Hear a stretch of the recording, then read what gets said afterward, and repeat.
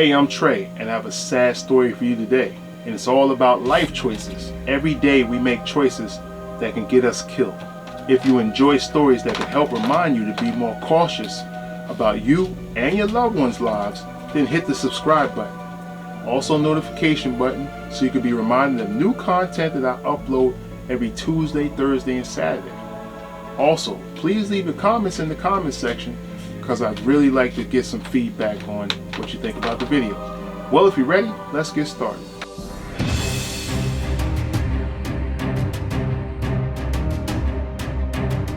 On the island of Cyprus back in April of 2016, a large storm enveloped the large island, causing massive flooding and mudslides. This type of weather is pretty typical for a tropical island in the Mediterranean Sea, but this case was somewhat unique. There was a large abandoned copper mine shaft on the island near the town of Mitsiro. The mine had been abandoned for years. The rains from the storm caused flooding and created large pools of toxic water to accumulate throughout the surrounding area of that mine shaft. Needless to say, people would refrain from frequenting the area due to it being so extremely toxic. The extreme rain from the storm forced the body of a woman to be washed up from the bottom of that mine shaft. A German tourist, whose name was not provided, was unfortunate enough to find that badly decomposed woman's body. The body was completely naked, and the woman's body was found with a cloth rope tied around her mouth. Her wrists were bound with a rope behind her back. The police responded and collected the remains. An autopsy was completed, but due to the body being submerged in water for so long, it was in an extreme state of decomposition. The victim was identified as Mary Tuberco, who was a migrant worker on the island. The woman, along with her 6-year-old daughter, had been reported missing a whole year. At that time, Mary's daughter had still not been located by the police, so they started a grid search of that local area where the body was recovered. Very near the abandoned mine shaft was a large body of water that the locals called Red Lake. That lake was named that way because the body of water had turned red due to the toxicity levels from the copper mine. 2 suspicious-looking suitcases were seen floating within that body of water. They were retrieved, and one contained the body of a mother and the other was the body of a child.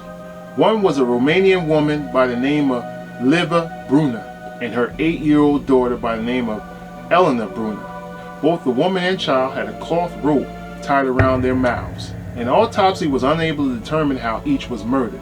This was also due to the decomposition of each body being submerged in toxic water.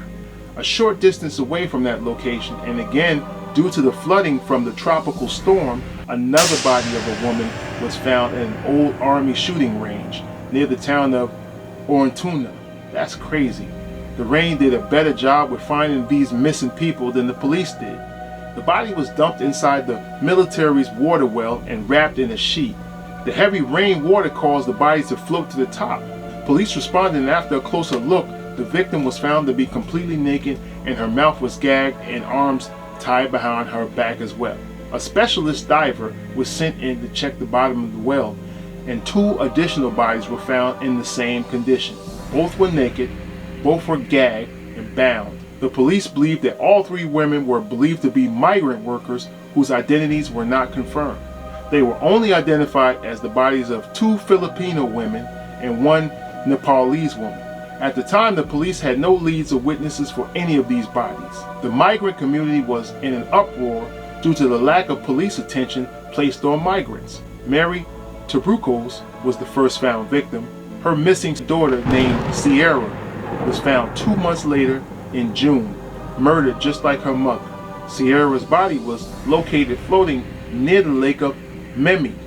At this point, the story becomes really unclear, so bear with me, because there was no available details on how the alleged killer was apprehended, but it was believed that no information was intentionally provided by the authorities to the public due to their incompetence. Pieces of evidence that would normally explain how the trail of evidence led them to apprehend the suspect was not provided. It was reported but unconfirmed that many pieces of evidence were either destroyed or lost. A man by the name of Nico Mextaxis, hope I got that name right, was born on the island of Cyprus in 1984. No information on his youth or family dynamic was provided, but as an adult, he He was an active army officer for the country of Cyprus. When the police located Nico and began to approach him, he was holding a SIM card in his hand.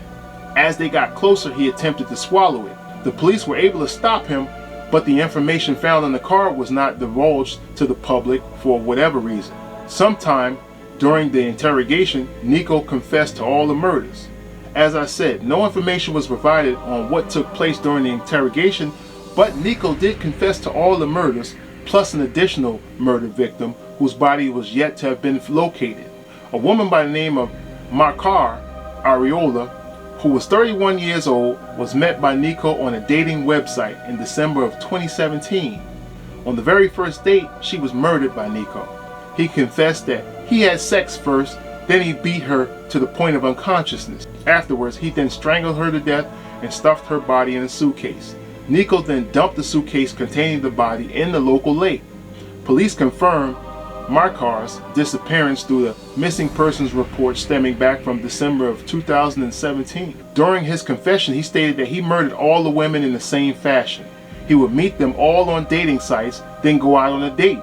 They would have sex, and then he would beat each woman unconscious. He would then strangle them to death and dispose of each body in different locations.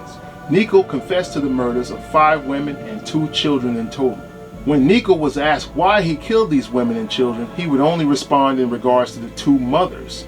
Nico's response was he only killed the 2 women because he believed that they had intentions on prostituting their own daughters. So in his warped mind, he was punishing the mothers and showing mercy to the 8-year-old kid and the 6-year-old kid. So you gotta be kidding me. If this is a definition of mercy, then I hate to see him when he gets angry at 2 small children. During the interview process, many women came forward that claimed that they had been raped by Nico after meeting him on this dating site. All of them managed to escape before being harmed any further. This led the police to believe that all the victims that he murdered more than likely had been raped, and he killed them to cover his crimes. This was also possible that he could have raped the 2 small children as well. This guy is definitely a monster. Nico was charged, went to trial, and found guilty of multiple murders and rapes. He was ultimately given 7 consecutive life sentences. Well, I hope you enjoyed this story. If so, please hit the like button, subscribe, and also notification button so you can be reminded of new content that I upload every Tuesday, Thursday, and Saturday. Also, I really appreciate you leave comments in the comment section because I really love to hear some feedback. God bless and stay safe.